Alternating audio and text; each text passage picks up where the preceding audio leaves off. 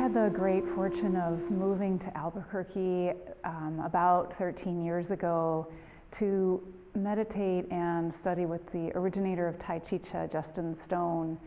And one of the most precious things that he gave us was this very intimate experience of being with stillness in his presence.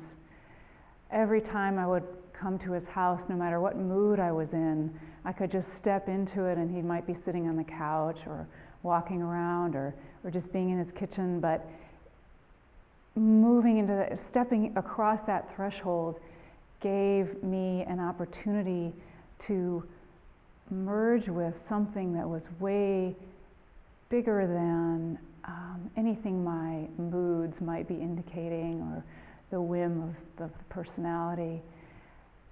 The gift that he gave us in Chi Chih is similar to that process of stepping through a threshold, where upon practicing Chi Chih in a given morning or afternoon, things are radically shifted no matter what the day has looked like. So this gift of, and I've been doing Tai Chi Chih now for 20 years almost, and a teacher for 18, so it's a pretty long time. The amazing thing to me is that I have nowhere nearly plumbed the depths of it, and the opportunity to keep moving closer to this stillness is always the invitation that I experience in Tai Chi Chih. And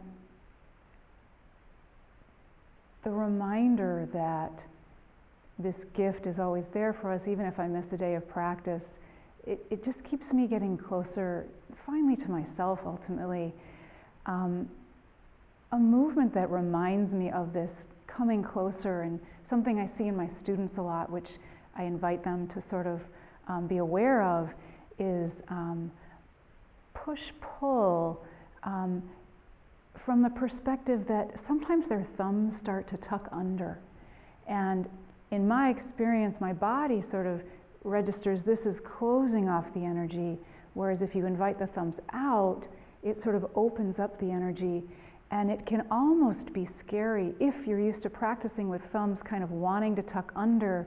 And in my body, that registers as sort of a protection. And when I say to the students, see if you can invite the thumbs out a little bit, and they do it, and then I say, what does that feel like? And they say it feels a little vulnerable.